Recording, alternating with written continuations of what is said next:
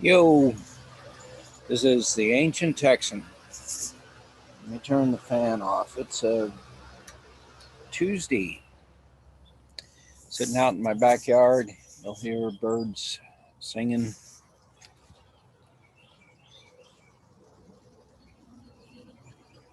If you're on the YouTube version of this, you can take a little gander around my backyard. Right over here is a fish pond with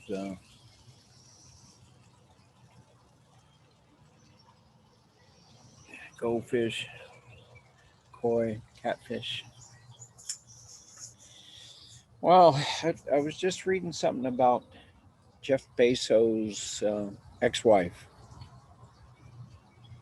and it kind of is a nice combination to talk about Jeff Bezos and his wife,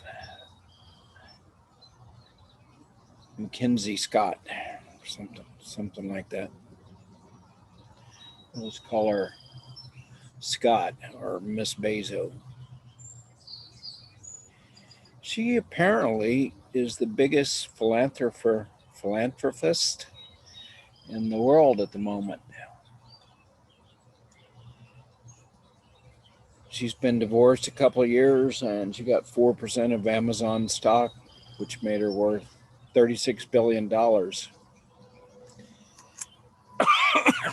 And she's given over the last couple of years 10 billion plus away. Billion, like in beef. And now she's worth 60 million. Can't give it away fast enough. She's made statements like so much wealth should not be in the hands of one person.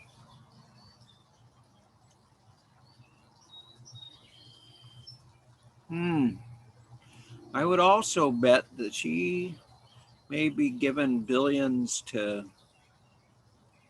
different charities that she thinks are worthwhile without a big staff, apparently. But I will bet she's not paying any income tax. Just like her husband, Jeff Bezos, often does not pay tax. And I heard a little thing on the Daily today that explained it better than I do about why rich people don't pay income tax.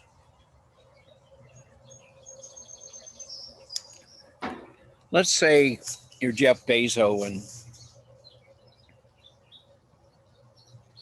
you pay yourself a salary of 86,000 a year for pocket change like parking and stuff,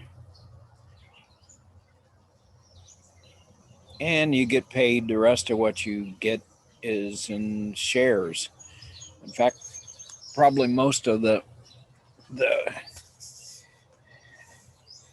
shares he has, he doesn't necessarily have to increase the number of shares. Their value just goes up, and his value goes up. So if he wants to buy a new car, he just goes and gets a low interest loan.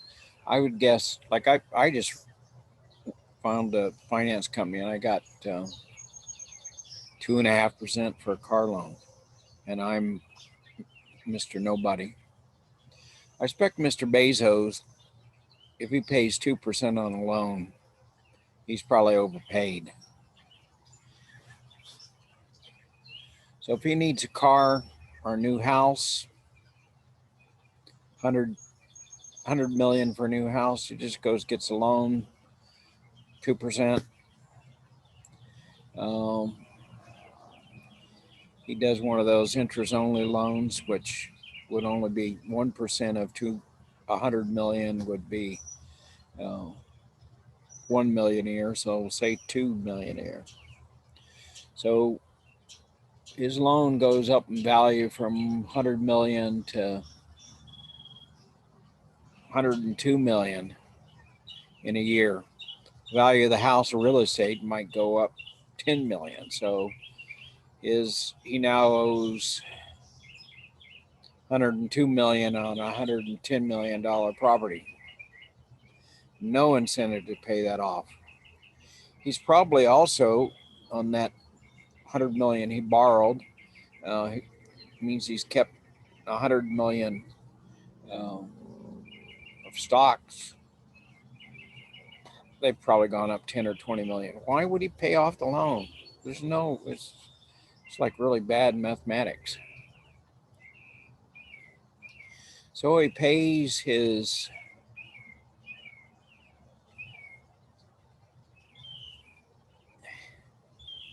on his salary of 80 million.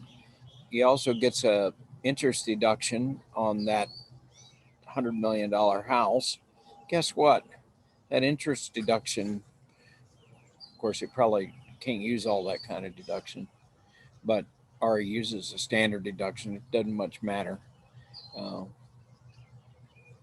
I assume he'd use the interest deduction on the mortgage. So that, 2 million interest coming off of your $80,000 salary. I don't know. They say he has real smart lawyers to help him avoid taxes. Well, I think I could do it for him. Charge less, probably. Shoot, I'd probably do it for nothing just to say I do it and get my savings from other people.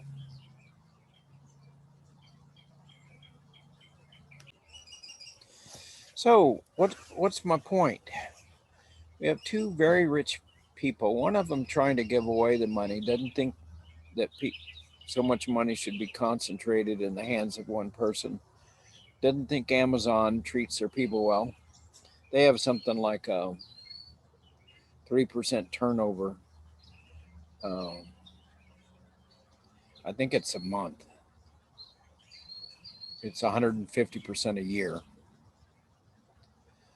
So they go through a lot of people. It's really hard work. They have a system that tracks you. Like I was reading, this one person got uh, laid off because the system that tracks them said they had too much time off task. No one ever talked to her.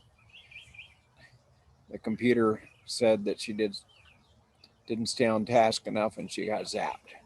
Well, if your boss is a computer and you don't talk to people,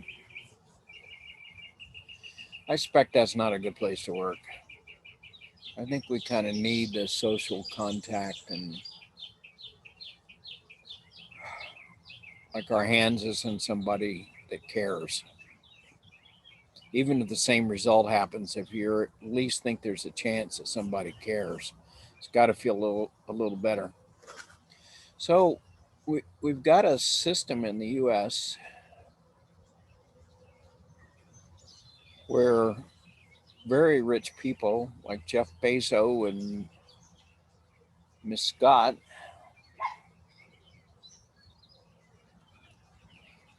accumulate money so damn fast, and they accumulate in a way that is outside of our system. They only have to pay capital gains tax when they sell a stock. If the stock just keeps going up in value and they keep getting all that accumulation of wealth, and then they borrow the rest, like the example I just gave, um, you just don't pay taxes. Elizabeth Warren has a wealth tax, which is kind of the concept that if your stock value increases, assuming you have more than $50 million worth of stock, um, which is not going to catch me this year. Uh, if your stock value goes up, then I think you pay 2%. Now, on years that it goes down, you probably just take that loss and carry it forward to the next year of gain. And these guys don't have a lot of loss years like the rest of us. And so that would get some of the money. That's not an excessive amount of money, but it would get some of the money uh, from the top, back to the rest of us. Like if Bezos, uh, Mrs. Scott, went up 20 billion last year. 1% of that would be 200 million. So she would owe 400 million out of the 20 billion she got, which is small potatoes.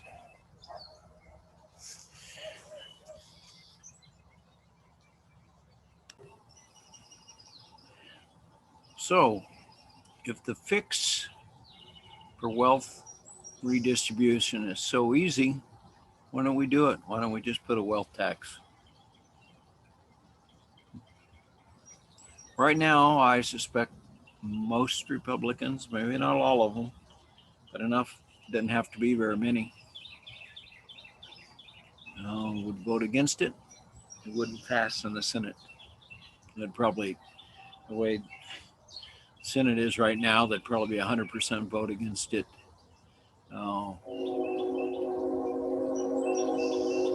Maybe that guy from West Virginia, that senator, would vote against it or for it. He's a Democrat in a Republican state, so he kind of has to vote a little bit Republican too to keep his job. So that's not going to be passed. So Jeff Bezos is going to have that money keep piling up, and there's not a damn thing he can do about it. Same with his wife. She's trying to give it away, but it's really hard to give billions of dollars away every day. Imagine the workload on that. So we got a system that's just cranking out the billions for the guys up at the top, while those toward the bottom, they're in this big sucking sound where everything gets sucked away from them because they can't get enough together to play in the American cash machine. So you got to be in the plus, and a little bit more in the plus than what your minimum expenses are. And if you can't cover your minimum expenses, the American economy doesn't work for you. You're just kind of screwed. You can get a job, but typically with taxes and stuff taken out of it, um, a lot of people don't get enough money to get out of poverty. Because when you're in poverty, you're probably not getting a job more than 15 bucks an hour, if that much. And a bunch of taxes going to come out of it, and expenses for taking care of your kids and all that kind of stuff. So, what's the deal? I mean, why?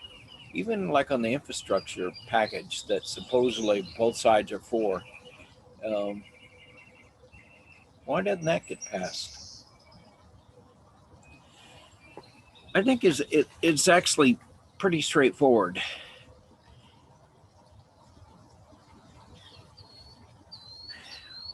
They take turns being the bad guys.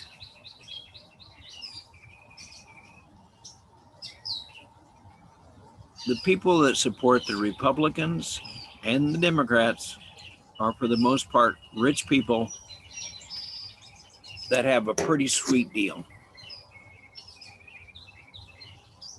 America is a great place to be rich.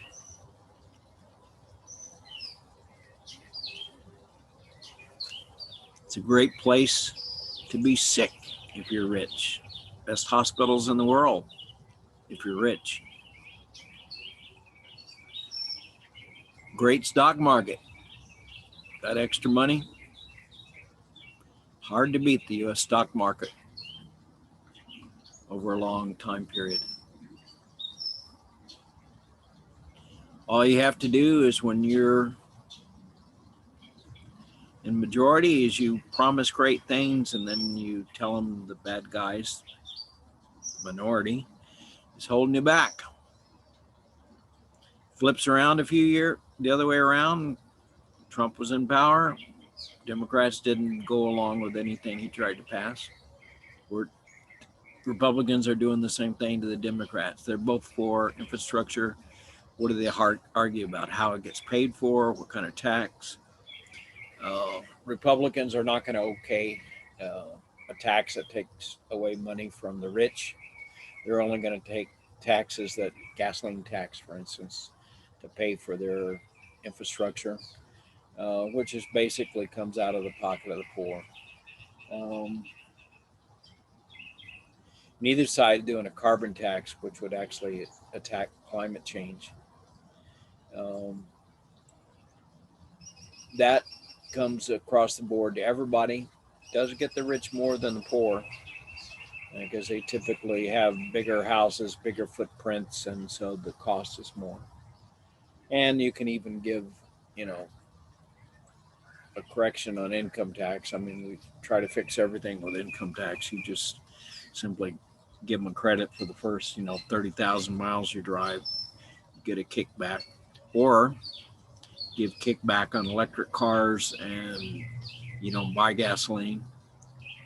You buy and you pick your power company from someone that's doing solar, and you, you can do a lot to getting away from the effects of a carbon tax.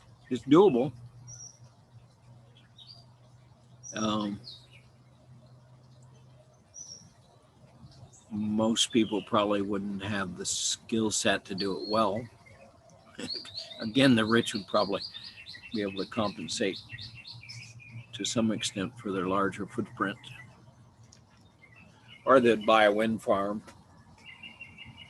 Not that that's all bad; it still helps the global problem. So we have this wealth inequality that is structural. It's the way our finances in this country are structured. It's not that necessarily that anybody at the top's doing anything illegal, maybe not even doing anything wrong. Mackenzie Scott's trying to give her money away. It's accumulating so damn fast. She's the biggest philanthropist in the world, and yet she can't give it away fast enough. Okay, so I don't really have a solution for all this. I think we're 50% on one side of most issues and 50% on the other side. Half the people in this country don't care about wealth inequality and would not want to, you know, see Jeff Bezos pay any tax. Although Politico has a real good document about the top 11 richest people, how they own as much as the next 50 million or something, and how most of them don't pay any tax. I think that should bother us, but I can't explain how some people think. And I expect Mackenzie Scott will have to hire a lot bigger team to give away the money that she keeps accumulating. She's going to have to get serious about giving away her money. She probably can't do it by herself. Probably not capable of spending as much money as her husband keeps making in Amazon. Well, these problems. I mean, these rich people have all these problems. I don't know what the hell they're supposed to do about it. Oh, a little comment or shout out here to Russians. About 3% of my audience is Russia. Like 5% Ireland, 83 some percent the US, 1% Canada, and then like a whole bunch of countries that 20%. But Russia's been creeping up. I think it's 2%. I think I said 3 just now. But anyway, I don't know what you think about this in Russia. I'm not real sure why you listen to our problems. I'm sure you got a lot of your own. But I'm sure people in Russia, the rich, like Putin and his buddies, find a way to keep the wealth accumulating at the top. It's almost, if you got a lot of wealth, you can't help yourselves. Unless there's a really commitment to structurally change an economy. The rich get richer and the poor get poorer. That's just the way it works. You got a lot of money, you make a lot of interest, return on your investments, just how it goes. I'd be curious to hear kind of the details of the story in Russia. Ireland reduced their corporate tax to like 10% or something. And they've got trillions of dollars invested in Ireland by companies trying to avoid income tax, corporate income tax. That was a pretty shrewd move. Lower the tax rate and get investments in your country and people putting their headquarters. Wow, that's smart. I even think Trump lowering the corporate tax was smart. I think raising the corporate tax is kind of a really crude system to uh, collect taxes. Companies have a lot of flexibility on, how they spend their money and their investments, and uh, how much they roll back into stuff. I mean, they spend a lot of money avoiding taxes.